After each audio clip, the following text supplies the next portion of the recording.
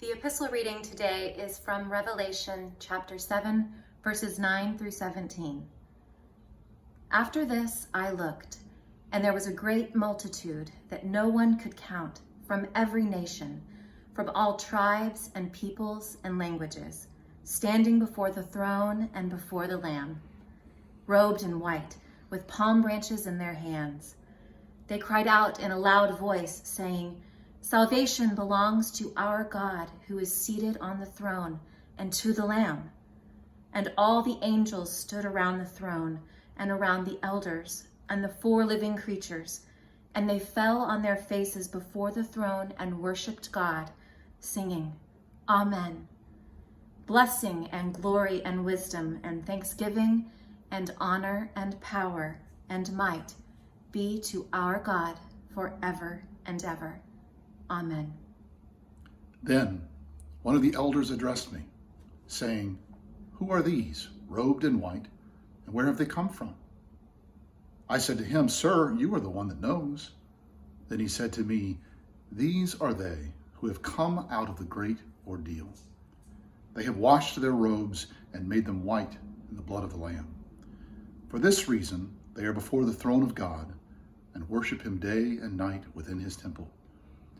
And the one who is seated on the throne will shelter them. They will hunger no more and thirst no more. The sun will not strike them, nor any scorching heat. For the Lamb at the center of the throne will be their shepherd, and he will guide them to springs of the water of life, and God will wipe away every tear from their eyes." Our gospel reading is from the 5th chapter of Matthew. When Jesus saw the crowds, he went up the mountain. And after he sat down, his disciples came to him. Then he began to speak and taught them, saying, "Blessed are the poor in spirit, for theirs is the kingdom of heaven. Blessed are those who mourn, for they will be comforted. Blessed are the meek, for they will inherit the earth. Blessed are those who hunger and thirst for righteousness, for they will be filled. Blessed are the merciful, for they will receive mercy. Blessed are the pure in heart, for they will see God. Blessed are the peacemakers, for they will be called children of God. Blessed are those who are persecuted for righteousness' sake, for theirs is the kingdom of heaven. Blessed are you when people revile you and persecute you and utter all kinds of evil against you falsely on my account. Rejoice and be glad, for your reward is great in heaven. For in the same way they persecuted the prophets who were before you." This is the word of the Lord. Thanks be to God. Blessed are the rich, for they can buy the earth. Blessed are the powerful, for they will control the people. Blessed are the war makers, for they will conquer the world. Blessed are the greedy, for they will gain extravagance. Blessed are the mighty, for they will instill fear. Blessed are the comfortable, for they will want for nothing. Blessed are the apathetic, for they can look the other way. Blessed are the corrupt, for they will get their way and not get caught. Blessed are the liars, for they will always evade truth. This is the word of the powers and principalities. Thanks be to Empire. This is the way of our world today. The rich, powerful, and mighty have all the control, and the poor, meek, and hungry get pushed to the side.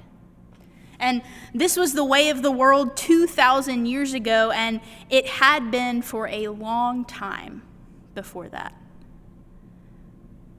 But then, a wandering rabbi came onto the scene to flip the script. He had traveled throughout Galilee, teaching in synagogues, proclaiming good news, and curing every sickness among the people. As he went, more and more people began to follow him.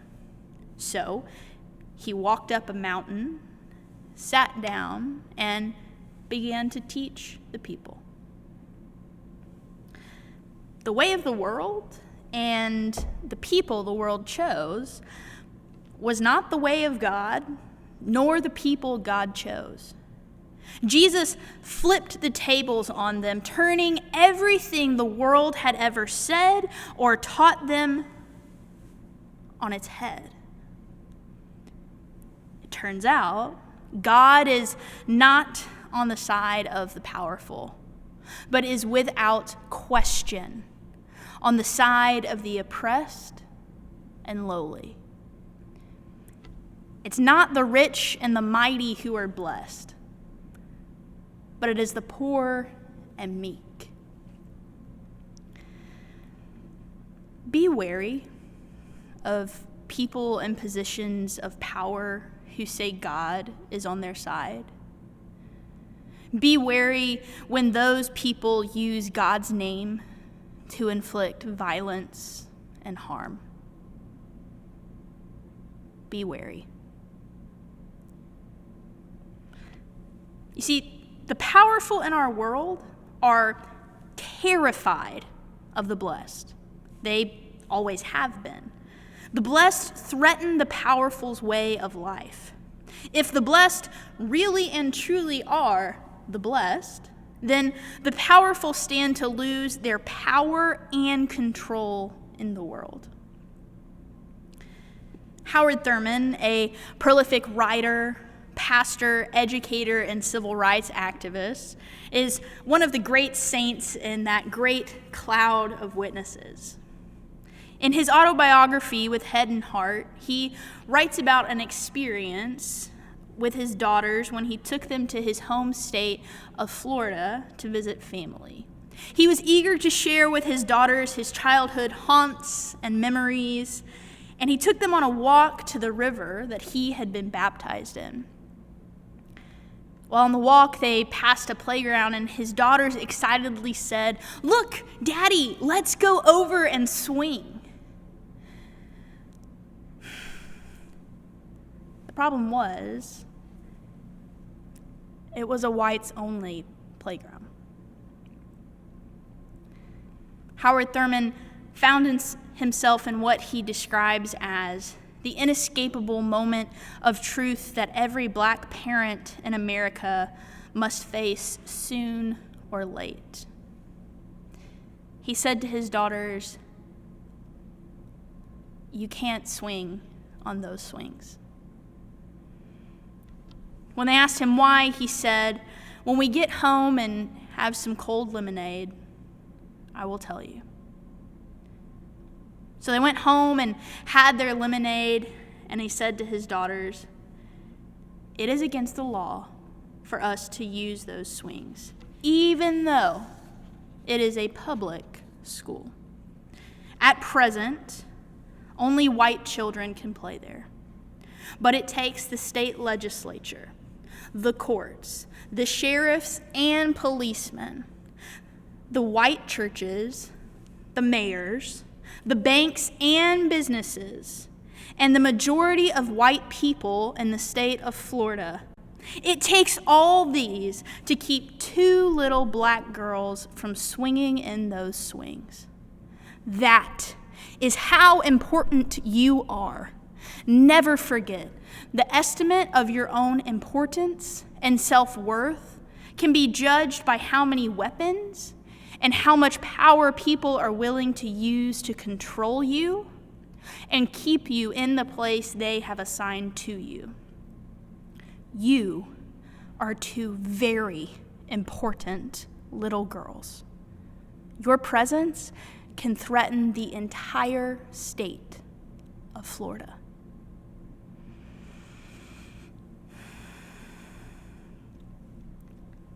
The estimate of someone's importance and self-worth can be judged by how many weapons and how much power people are willing to use to control them and keep them in the place they have been assigned.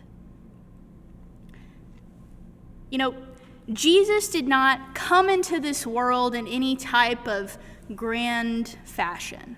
He was not born into wealth. He was not born into the dominant group of society. Jesus was a Jew. Jesus was poor. Jesus was a member of a minority group. And he threatened everything the people in power had.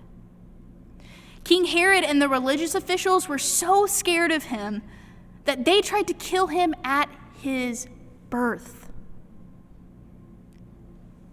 But he grew up. And he grew up to be exactly what they feared. He went around talking to, welcoming, and empowering women, foreigners, and children. He healed the sick, homeless folks on the side of the road. He preached the exact opposite of what the world did.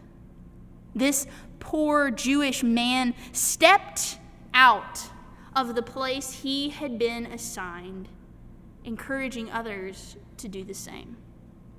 The religious officials were more terrified than ever, and they worked with Pilate to achieve what they had tried at Jesus' birth.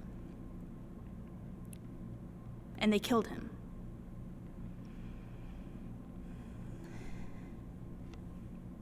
Our world today is no different. There are systems in place to control people and to keep them in the place that they have been assigned. And like Howard Thurman told his daughters not all that long ago, people use all the power they can to do this. Legislatures, police, courts, multi-billion-dollar businesses, and sometimes, yes, even churches, to keep people in the place they have been assigned. But Jesus tells us of another way, and it's not the way of empire. He lays it all out for us right here in the Beatitudes. He tells us who we should be for, who we should defend, who we should care for, and how we are to exist as his followers in our world. He calls us, he implores us to stand where he stands, to stand with the blessed. The Beatitudes are about both the here and now and the not yet. There is future hope and promise for the blessed. In the passage we read from Revelation this morning, we heard about the ones seated before the throne of God. They are the ones who have come out of the great ordeal. These are the blessed Jesus preaches about in the Beatitudes. The poor in spirit, those who mourned, the meek, the hungry, the thirsty. And did you hear the promise? The good news? The one who is seated on the throne will shelter them. They will be safe from the powerful who fear them. They will hunger and thirst no more.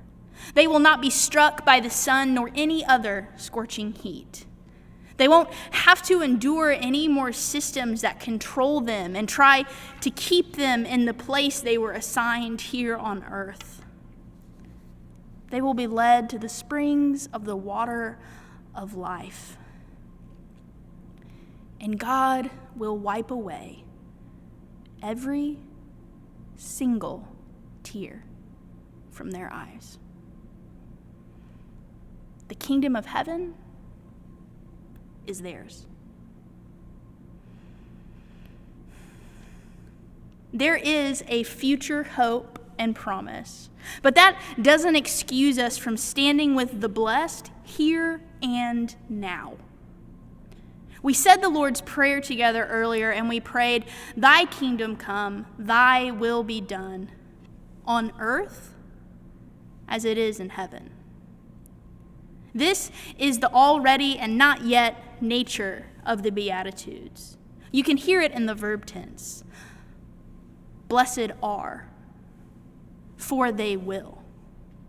The blessed are among us here and now. And yes, they will be led to the springs of the water of life, where God will wipe away every single tear from their eyes. But they are here among us now.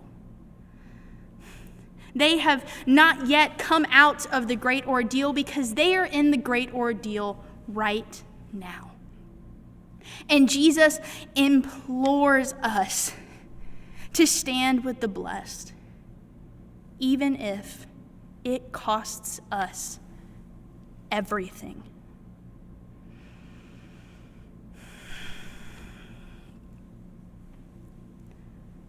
Listen now, for this is where the Lord stands. Blessed are the poor in spirit, who lost their jobs during the pandemic and aren't sure how they're going to pay rent today. For the kingdom of heaven is theirs. Blessed are the Black families who mourn, because their sibling, child, cousin, friend was killed by police, for they will be comforted. Blessed are the 545 meek children whose parents cannot be found after they were forcibly separated from them at the border, for they will inherit the earth. Blessed are those who are hungry and thirsty and don't know if they are going to eat today, for they will be filled. Blessed are those who are merciful when the world demands anything but, for they will receive mercy. Blessed are the married couples with pure love in their hearts, but who fear the legal status of marriage may be taken away because they are married to someone of the same sex, for they will see God. Blessed are the protesters, marching for peacemaking and justice, for they will be called children of God. Blessed are those who are persecuted on account of their race, gender, sexuality, socioeconomic status, or ability, for theirs is the kingdom of heaven.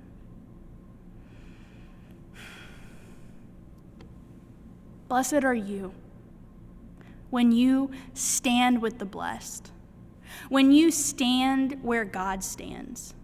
Even if it's the people closest to you, even if they revile you, persecute you, and utter all kinds of terrible things about you on God's account.